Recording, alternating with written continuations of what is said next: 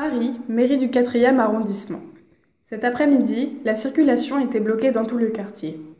Une marche puis un rassemblement dans les locaux de la mairie ont eu lieu en l'honneur des 40 ans des lois Veil sur l'avortement. Mais tout d'abord, revenons un peu sur l'histoire particulière de cette femme. Simone Jacob naît à Nice le 13 juillet 1927 dans une famille juive. Au cours de la Seconde Guerre mondiale, elle est déportée à Auschwitz où elle perd sa mère. Après des études de droit et son mariage avec Antoine Veil, elle connaît une ascension professionnelle remarquable dans le milieu politique. Elle est nommée ministre de la Santé sous la présidence de Valéry Giscard d'Estaing en 1974. Son arrivée au gouvernement a donné une nouvelle impulsion à l'action politique française. En proposant la législation de l'interruption volontaire de grossesse, elle a voulu mettre un terme aux dramatiques avortements clandestins, cause de nombreuses morts chaque année. Après une année de lutte acharnée, les débats sont ouverts à l'Assemblée nationale le 26 novembre 1974. Le débat dure 4 jours. Le sujet suscite un tel intérêt qu'il est retransmis à la télévision. Simone Veil doit subir les attaques violentes et même les insultes répétées de nombreux députés. Les propos vont jusqu'à s'envenimer et dépasser les limites du raisonnable. Il ne s'agissait plus alors d'une question politique, mais plutôt morale, éthique et individuelle. Le projet est adopté par 289 voix contre 189, avec une courte majorité des voix de droite, complétée par la totalité de celles de gauche. Le texte passe plus facilement au Sénat, 15 jours plus tard. La nouvelle loi est promulguée par le président de la République. Nous sommes le 17 janvier 1975.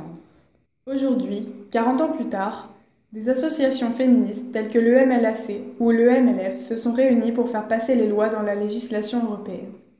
Nous sommes allés à leur rencontre. Aujourd'hui, c'était un événement quand même très particulier où effectivement on souhaitait ce droit aux femmes à disposer de leur corps. Je pense que c'était essentiel aujourd'hui d'avoir une présence, d'avoir des réflexions autour de l'avortement, du droit à l'IVG à travers le monde.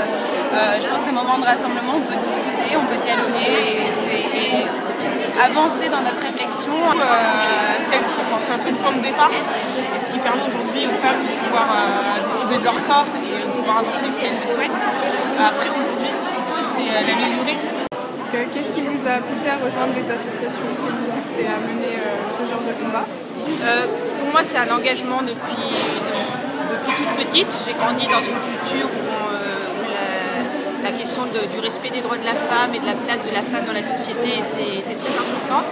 Puis de culture pourtant d'origine populaire. C'est pas forcément évident dans ces milieux-là de réfléchir très tôt à ces choses-là. J'ai rejoint très récemment l'association OLF, que je surveille depuis très longtemps.